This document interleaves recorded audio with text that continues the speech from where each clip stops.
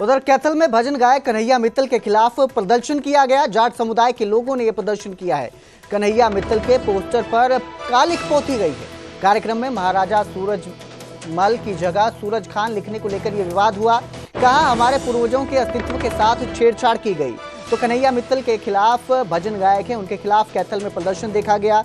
जाट समुदाय के लोगों का यह प्रदर्शन था और उन्होंने कहा कि जो कार्यक्रम है उसमें महाराजा सूरजमल की जगह सूरज खान लिखा गया। हमारे पूर्वजों के अस्तित्व के साथ छेड़छाड़ की गई, जिसको लेकर उनमें आक्रोश देखने को मिला और जाट समुदाय के लोगों ने कन्हैया मित्तल के खिलाफ प्रदर्शन करते हुए उनके पोस्टर पर कालिख पोत दी।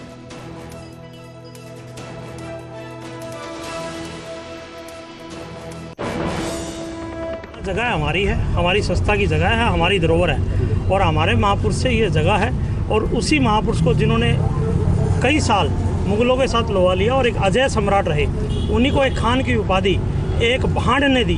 उस भांड को ना तो इतिहास का पता, न हमारे महापुरुष का पता। ऐसा अपमान ना तो जाट समाज और किसान वर्ग दोनों नहीं सहेगा। अगर भविष्य में वो भांड कहीं फंस गया तो उसकी बढ़िया सेवा करेंगे। किसका प्रोग्राम था कल यहाँ पर? ये कोई निष्काम सेवा मंडल है कोई, उन्होंने ये शाम सेवा, ये कई बार ये सुनने में आता है। पिछले दिन एक वीडियो भी थी कि ये लोगों से चंदे के पैसे इकट्ठे करते हैं और फिर उसको ब्याज पे देने का काम करते हैं। प्रदेश की अनाज मंडियों में धान की आमद शुरू हो चुकी है।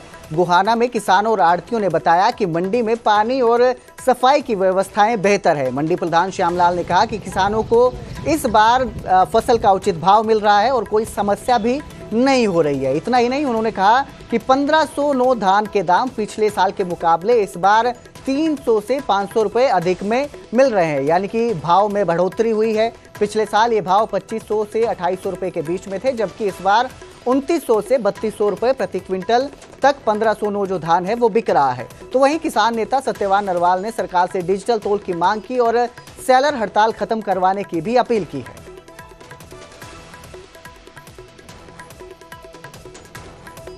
एजेंसियों के पास आदेश आ चुके हैं और सरकारी खरीद हो चुकी है, लेकिन अब तक पीआर हमारी मंडी में एक आध डेयरी को आई है, एक आध डेयरी आई है। और अब जो जीरी 1509 और 1692 जीरी की 4000 बोरी की आमदन है मंडी में, और वो 3000 से लेकर 3200 तक के भाव है। 1509 और 1692 आ रही है और मोटी जीरी अब तक मंडी में एक ही डेयरी आई है। 1-2 दिन माने लग जाएंगी, गवर्नमेंट उस हिसाब से लेना शुरू कर देगी। कंडे को करनाल कुरुक्षेत्र की मंडियां में तो पूरा फुल माल है, लेकिन दुर्भाग्य की बात यह है कि अब हड़ताल कर दिए मिल वालों ने। उन्होंने रजिस्ट्रेशन भी नहीं करवाया है, भाई कौन मिलर कहाँ से कितना खरीदेगा।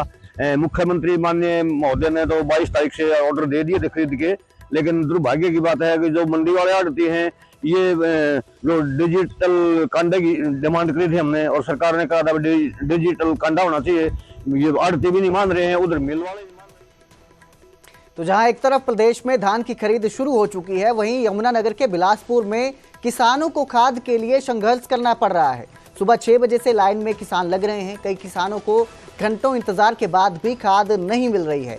धान उठान सीजन में खाद संकट से किसान परेशान हैं। किसानों का आरोप है कि खाद केंद्रों पर उनकी सुनवाई नहीं हो रही है। गुस्साए किसानों ने धरना प्रदर्शन की चेतावनी दी है और कहा कि धान उठाएं या खाद के लिए लाइन लगाएं, वो इस बात को लेकर भी परेशान है। उन्हें समझ नहीं आ रहा है कि इस वक्त में जहां एक तरफ धान की खरीद शुरू हो चुकी है, वो खाद के लिए केंद्रों के चक्कर लगाने के लिए मजबूर हैं।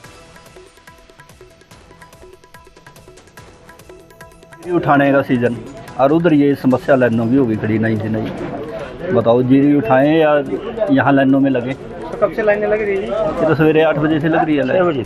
6 बजे के तो दिक्कत तो है ही जी, बिजाई कहाँ होगी इससे, ना खाद मिलना ना बिजाई होनी।